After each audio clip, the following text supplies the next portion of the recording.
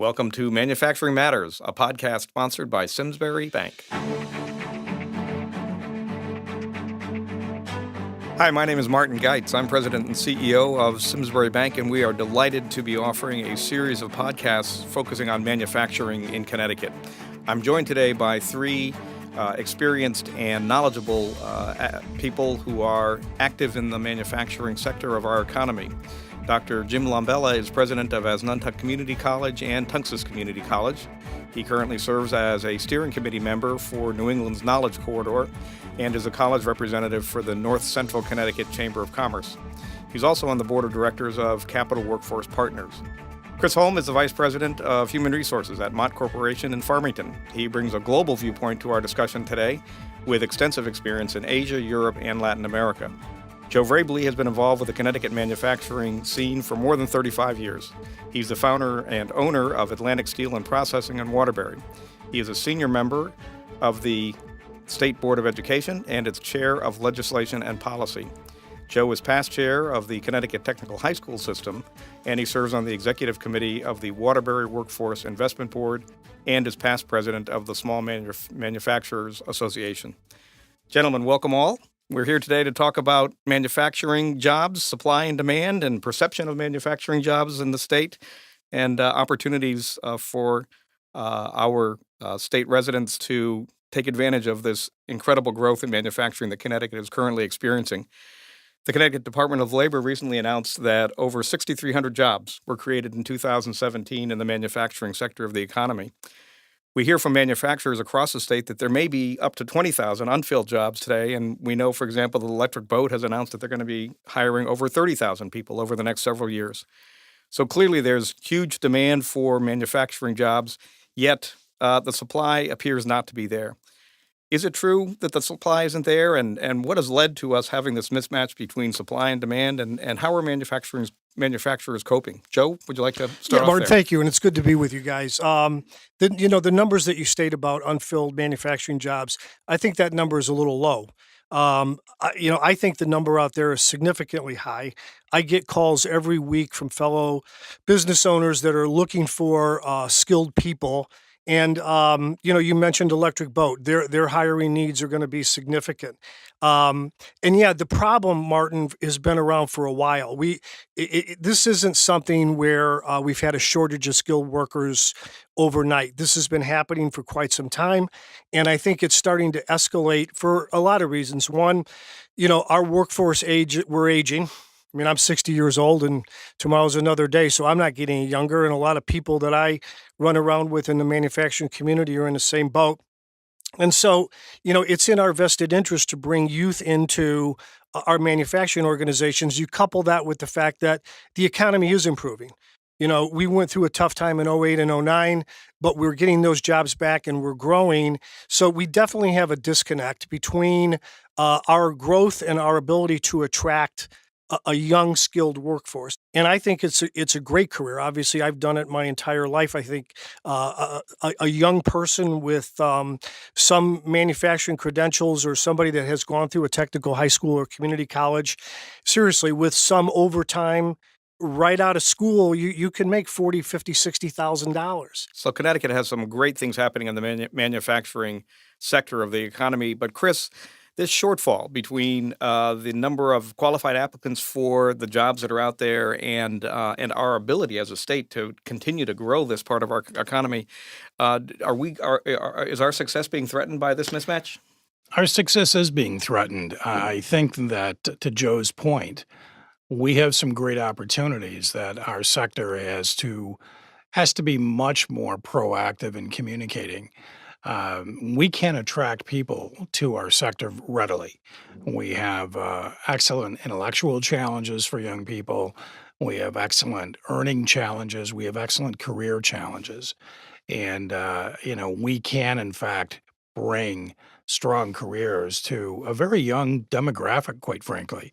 And this is not inclusive of the college-educated demographic as well. But an empty seat is 0% productivity. And manufacturers in Connecticut, we're strong, we're growing. So we need that productivity. So we have to work very, very hard to attract talent. And I think many companies like Mott, Joe, like your organization, Dr. Labella, the people that you are preparing, we're all in this, but I don't think there's enough of us that are in this from a promotion and quality of life standpoint that we can actually bring to this demographic. Yeah. During the last 40 or 50 years, both in Connecticut and nationally, the manufacturing sector of our economy has generally contracted, while other parts of the economy, the financial services sector, the information technology sector, have grown. And I wonder, is there a perception problem out in the marketplace for manufacturing jobs? Because the folks who are creating websites and the folks who are doing other sort of service jobs seem to get a lot of attention, yet the manufacturing sector, I wonder if people are thinking about it the way it was 50 years ago instead of thinking about it the way it is today. I wonder, Dr. Lombella, if you could talk a little bit about the perception challenges that maybe we have for manufacturing careers. Certainly, and thank you, Martin and Chris and Joe. I'm thrilled to be here today. I have been on a personal campaign for almost 9 years now with the higher education system to really change the perception of advanced manufacturing technology in the state of Connecticut. I'm told that people still feel manufacturing is dirty, dark, and dank, and dangerous.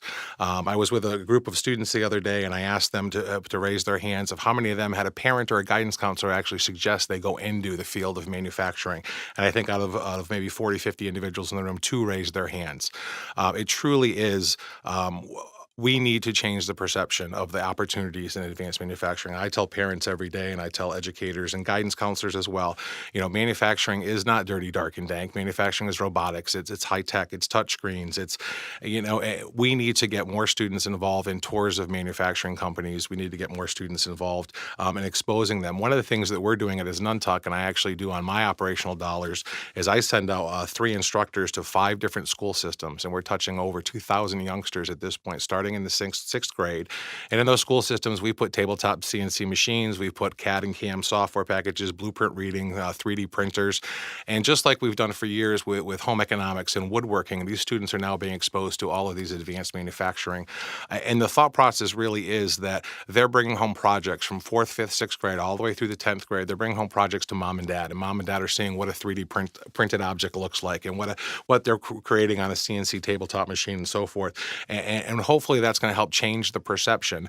And in the 10th grade, these students can then join what we call our 5th year model. So they can earn up to 30 college credits, both academic and technical credits, by the time they graduate high school. So already having a half of an associate degree in their pocket, they come to Nuntuck for 1 additional calendar year, spring, summer, fall, finish off their associate degree in advanced manufacturing. We're currently busing in about 200 students from high schools daily to Nuntuck. And I'm fortunate that the state has put about $40 million into Nuntuck in the last 2 years. We have a brand new advanced manufacturing technology center, 27,000 square feet, to walk out on the production floor and see 100 pieces of equipment, 70, 80 students in action learning on CNC machines, lathes, Bridgeports. It truly is. In my mind, I look at it and say, this is what we need to do, but we need to do it times 10. We've been fortunate as Nuntuck to share the curriculum with 7 other community colleges at this point. And we're growing it as fast as we can, but I'll tell you, every day my phone rings from manufacturers looking for students. We have a 98% job placement rate coming out of these programs. The students have jobs before they even finish their internship. And I could go on and on for 20 minutes because it really is, we're making strides, but unfortunately we're kind of behind the curve on this. Manufacturing is alive. It's well in the state of Connecticut. Jobs are available. And I'm told every day manufacturers are afraid to take on additional work because they don't have the skilled workforce. So we're trying to contribute to that. And I'm in the process right now of bringing both mechatronics, machining to Tungus Community College, as well as inspection control.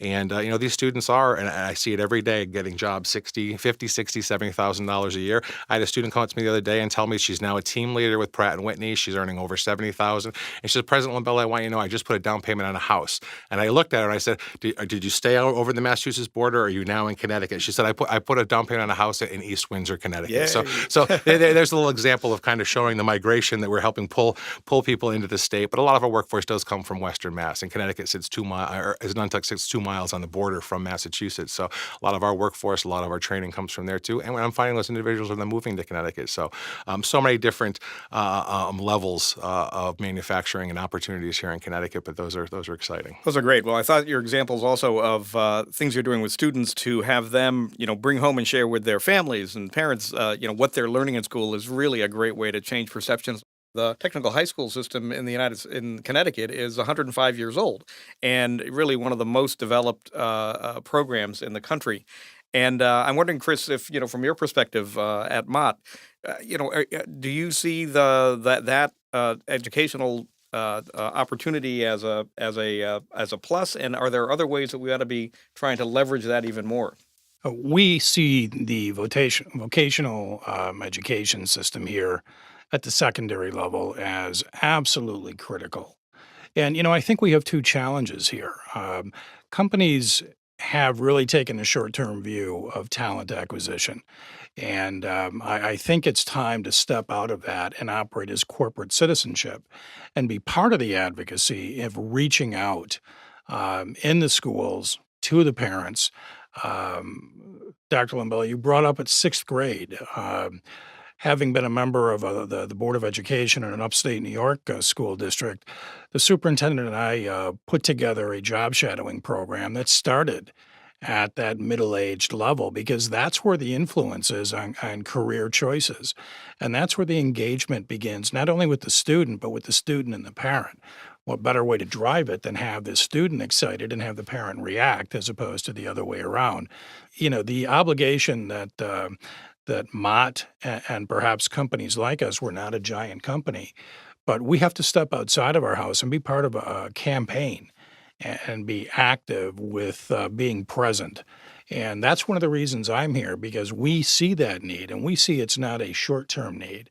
The meeting I was coming from just before this meeting today was a strategic meeting about talking about our 3-year technology needs. And how are we going to do that? And our challenge is to step out of our short-term thinking. So stepping out of that short-term thinking, being part of that campaign. And as I said earlier, the advocacy of the message is really a quality of life message. It's really not about this is a great place to work. This is about a quality of life. This is working on products that make a difference in people's lives. I mean, look at aerospace, biomedical, name the application. These are things that make a difference in people's lives. And when I look at the people that are excited in our organization, they're excited because they get to do cool things. They work in cool places. They have a great quality of life. And they have a lot of job satisfaction. And I think that's a part of the big picture that we really need to get out. And we need to partner with our secondary school level educators. And Chris, you're right on the nose with that specifically, and that's something I've been saying for quite some time. With the fiscal conditions of our state, we're all struggling. I know at the school system we've had millions of dollars of cuts, and we're trying to keep these programs afloat.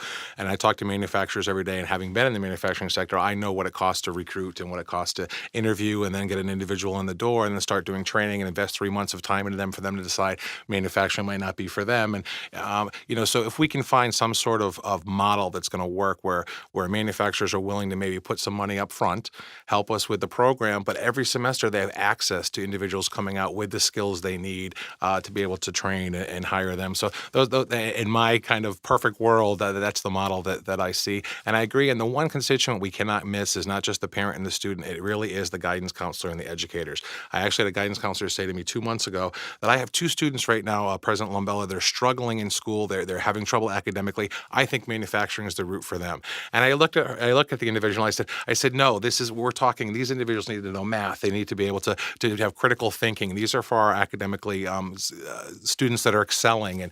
And I invited her to come take a tour. And after the tour, she looked at me and she says, I now understand manufacturing is not the way I perceived it. And she was looking at it as the way she visited her grandfather one time doing kind of piecemeal work in a manufacturer. And that's what she had pictured manufacturing was. And I think part of that perception is showing the importance of continuous learning skills and the ability to adapt and the critical thinking skills.